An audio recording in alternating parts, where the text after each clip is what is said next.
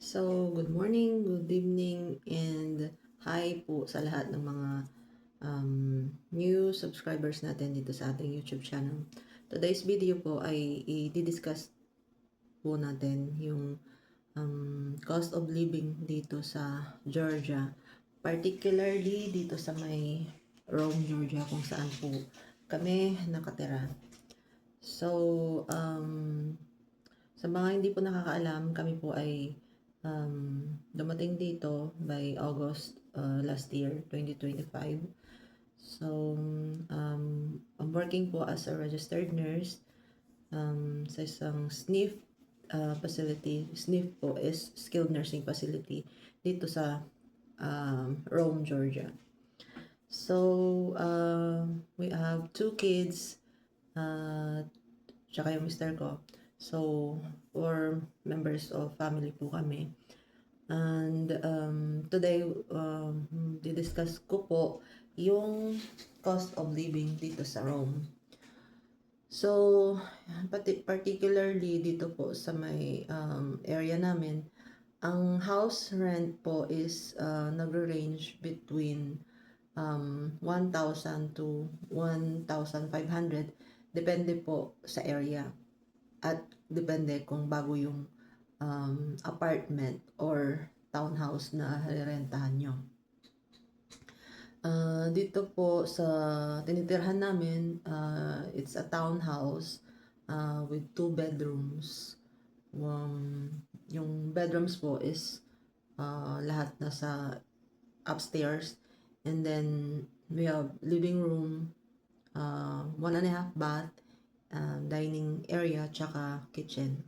Yung included po dito sa house is yung refrigerator, dishwasher, yung gas stove, and meron pong para sa washing machine at saka sa dryer, pero hindi nila pinoprovide yung appliances for doon. So, pagdating po namin dito ay wala kaming magamit na washer tsaka dryer. So, nagpupunta po kami sa laundromat. Laundromat is doon ay dadalhin mo yung labahin mo. So, kanya-kanyang laba. Meron po doong palitan ng coins para po ihulong mo doon sa yung washer tsaka dryer. Usually, weekly noon ang aming paglalaba, nagko-cost siya ng $15 to $20 doon sa laba at saka doon sa dryer. Kasi syempre yung mga kumot, mga kapal, tapos mga damit ng mga bata pang school. So, balik tayo sa house rent. Ang house rent po namin dito sa 2 bedrooms is $1,335 a month. So, meron pong option na if you want na i-divide po yung renta into 2, pwede po yon. Pero ang ginagawa ko po, since ganun lang din, babayaran mo lang din, is binabayaran ko po siya full. So, naka-automatic payment po siya. So, para hindi mo makalimutan yung date ng bayarin. Syempre, sa dami ng iniisip or busy sa trabaho, minsan nakakalimutan natin na bayaran yung mga dues natin, si due date, kumbaga. And number 2 na binabayaran na nakalagay din sa automatic payment is yung ating car payment, which is sa amin mataas kasi kinuha namin is from International Auto Source. Yung International Auto Source, before pa kami nakarating dito, kinontak na kami with the assistance of our agency, which is the Direct Hire. If we want to purchase a car from them. So, inavail ko po siya, inavail namin siya mag-asawa since may dalawa kaming anak. It's hard po dito pagdating pa lang na wala kang magamit na sasakyan. So, para sa convenience, in-avail namin siya. Medyo mataas nga lang po yung APR. Ang bayad namin sa sasakyan namin monthly is 820. Excluded pa yung insurance doon. So, for our insurance naman,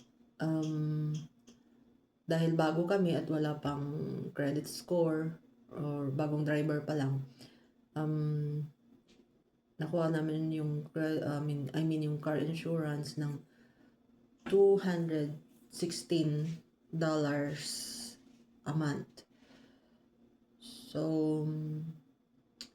meron pala akong sasabihin regarding that insurance. So, nung una, nakuha siya ng parang nasa 189 point something dollars. But then, dahil yung phone ko, hindi ko may download yung application nila. Kasi pag download mo yung application, magkakaroon ka ng discount. So, kaya, from 216, naging 189. Pero, after 3 months na hindi ko na-download kagad yung application, yun ang mali ko, naging 216 naman. So, yun po. Then, sa ano naman namin, sa electricity dito, sa nirerentahan namin, depende po kung summer or at saka winter or pag malamig or mainit. Sa nitong winter po, nag-range yung aming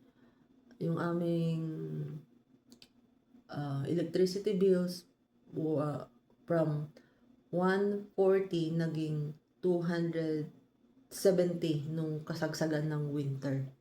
So, it depende po siya at depende rin sa paggamit niyo.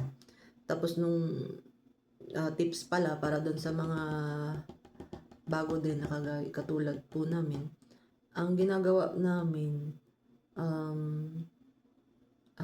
pinapatay namin yung AC. I mean yung doon sa switch. Kasi nung one time yung kasagsagan ng winter, diretso po yung heater namin.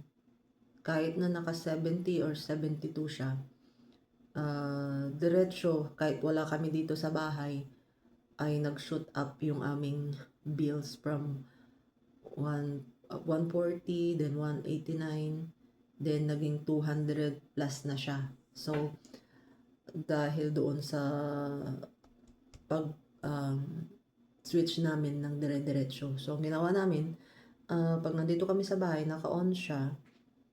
Tapos, pag aalis kami, pinapatay na lang din namin para makapahinga din naman. Sabi kasi ng iba, diretso lang daw para yung hindi bigla-bigla yung pag konsumo ng kuryente. Pero para sa amin ganun yung mas nakatipid kami nung pinatay namin yung heater pag wala kami dito sa bahay. So, yun. So, from 140 to 270 yung pinaka mataas namin. Pero pagka ganitong spring or okay lang, maaraw, nag-range po siya ng 140 to 150. Then, sa internet naman, yung internet namin is merong modem dito sa bahay, around 115 yung bayad namin, plus $22 na internet SIM naming mag-asawa. So, ang binabayaran namin is like $137 a month.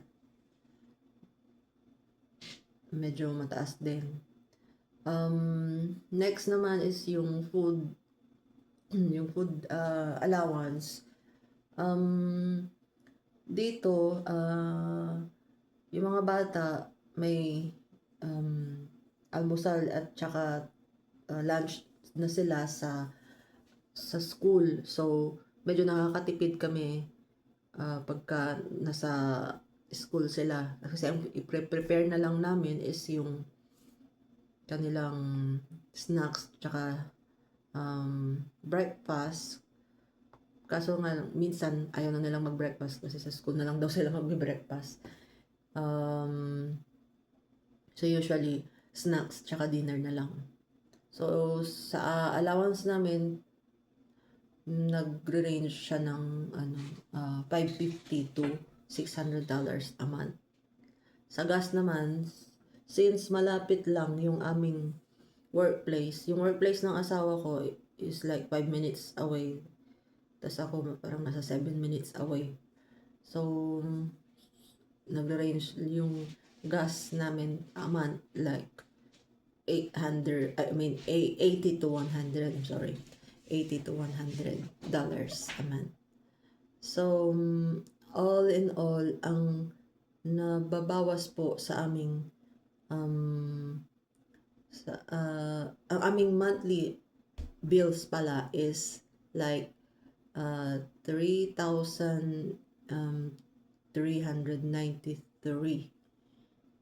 a month. Medyo malaki kung i-convert mo siya sa peso, pero ganun po talaga ang bayaran dito sa sa US. So, yun lang po. Thank you po, and please subscribe to our channel for new updates po. Pasensya sa aking mga tigidig. Thank you po.